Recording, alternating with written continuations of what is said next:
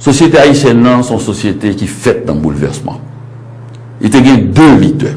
Tout c'est une ouverture qui dit la fait stratégie pour le fait que Haïti rentre dans l'indépendance avec armes et bagages. C'est-à-dire avec toute richesse, c'est un domaine-là.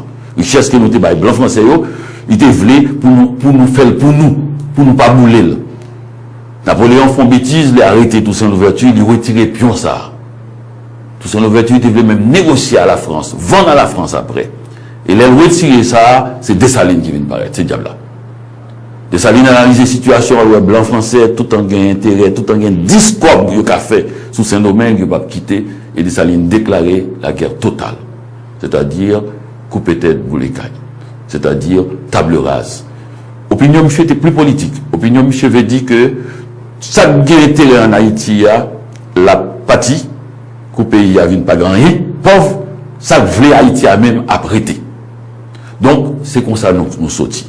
Ensuite, là, nous sortis, nous rentrons dans la société, le concert des nations, avec un empêchement pour nous commercer avec l'extérieur, un silence total sur la réalité, même américain, Amérique du Nord, pas de connaître, et presque jusqu'à présent, c'est très rarement, ils connaissent que ça s'est passé dans les Caraïbes, là, que pour la première fois, les esclaves sont devenus indépendants, qui étaient considérés par le Code noir de Napoléon comme des biens meubles, c'est-à-dire, il n'y a pas de monde.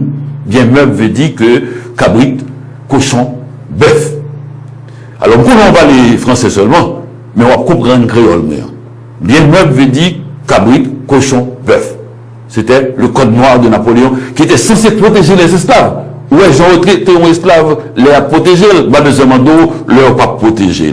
Donc, nous avons un bouleversement. Bouleversement arrêté, puisque l'assiette économique là, presque zéro, ça gagne tout volé dans coucher enragé sous l'assiette économique là. Dessalines, Pétion, déclaré une nouvelle répartition des terres. Puisque c'est la terre seulement créée, il faut nous comment nous pas le planter. Il y a des gens qui disent qu'il faut nous faire grand latifondia pour nous vendre café, pour nous vendre sucre, pour nous vendre toute bagaille.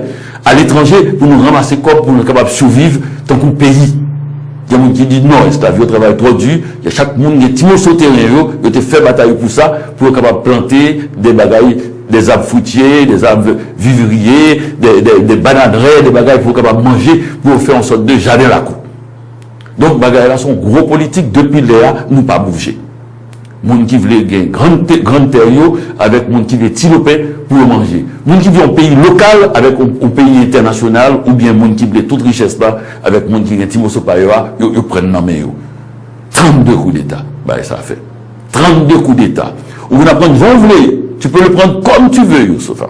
Tu peux le prendre du point de vue 32 fois Haïti a déçu. C'est-à-dire, il a fallu un coup d'État militaire pour que nous puissions continuer à fonctionner comme pays. Tu peux le prendre aussi 32 fois Haïti n'a pas accepté un coup d'État militaire, une fonction militaire et qu'il a voulu renverser les choses. Donc ça veut dire que c'est un pays remuant. C'est un pays toujours en bouleversement. Ajoutez à cela les bouleversements climatiques, tremblements de terre, énormes, plus grand bouleversement climatique du siècle, 300 000 morts en 35 secondes, Youssoupha. Ensuite, Haïti s'est relevé avant tout le monde. 4 cyclones dans la même année, l'année 2009.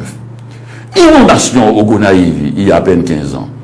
C'est-à-dire cette société qui était déjà au bord de toute crise, d'une crise humanitaire, fait ça. Et comment se fait-il, Youssoupha, qu'il continue à faire de la poésie, à faire du journalisme, à faire de la peinture, à faire de la musique, à se saluer sans s'entregorger.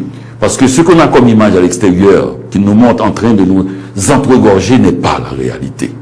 La réalité, tu peux le demander au Youssoupha à tous ceux qui ont été en Haïti, personne ne va en Haïti sans vouloir y retourner.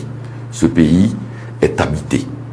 Habité par des dieux, habité par des hommes, habité par des femmes, habité par une obsession politique qui date depuis le début. Nous sommes des esclaves devenus libres 2 ans après seulement. Nous avons reçu Simón Bolivar, épuisé, fatigué, qui avait perdu des batailles en Amérique latine, qui était venu se reposer. Le président Pétion l'a reçu.